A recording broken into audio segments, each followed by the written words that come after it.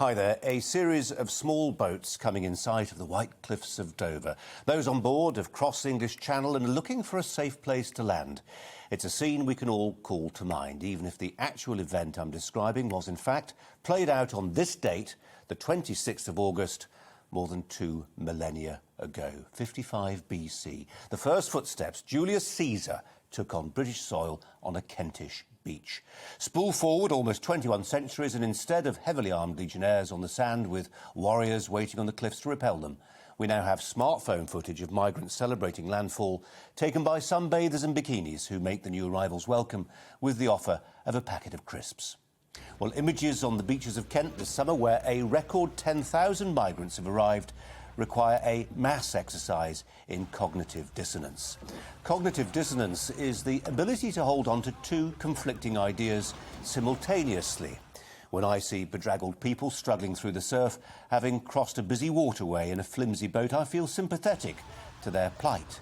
But the sight of strangers wading ashore, arriving uninvited, with histories and intentions we know nothing of, can also knock our better angels from their perches. Because no matter how many asylum seeker charities tell us that the numbers crossing the Channel compared to those arriving in Britain by other means, or set against those arriving in other countries, is small, the imagery of the boats on the beach is deeply, atavistically emotive. The people of any island nation have a folk memory, and the sight of beach landings produces a visceral response in many. It may be irrational. When the Romans eventually conquered Britain, they ushered in an unprecedented golden age of prosperity and plenty. What about the Norman conquest? How would Britain look now if other history-shaking Channel crossings, those of the Spanish Armada, Napoleon's Grand Army and Hitler's flat-bottomed boats in Boulogne, had succeeded? This is not for a second to compare these military invasions with the desultory crossings of recent months. It is, however, to make a point that escapes parts of the liberal establishment, those who feel no great attachment to our island story, who see our history only as an embarrassing litany of white men's greed. For instance, the two-thirds of TV executives, who it's reported today, say the British Empire was something to be ashamed of. These well-paid, geographically mobile, highly networked TV executives are unlikely to be disturbed by pictures of beach landings by migrants. But these 63% of TV executives who feel ashamed of our history are not representative.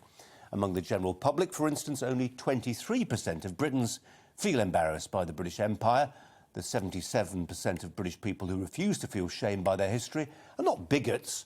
Many of them are humane, but perhaps because life hasn't always been as kind to them as it has been to some TV executives, they are also intuitive sceptics. They find the sight of migrant beach landings profoundly unsettling. But there is also reasoning behind their emotion. In particular, they wonder where will it stop. 10,000 boat people this year, but how many next year or in 10 years' time?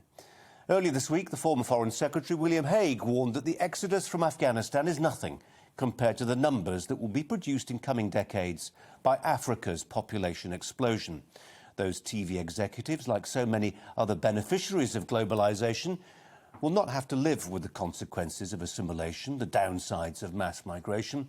Those effects will be felt by Britons who the sociologist David Goodhart famously dubbed the somewheres. The people who like where they live, don't want to move, but feel wistful about how their communities are changing around them without their consultation. Somewheres also feel a strong sense of national history and patriotism. They may not always be able to put their disaffection into arguments that would impress a TV executive, but they know how they feel when they see images of people landing in boats on their coast. That's tonight's Viewpoint.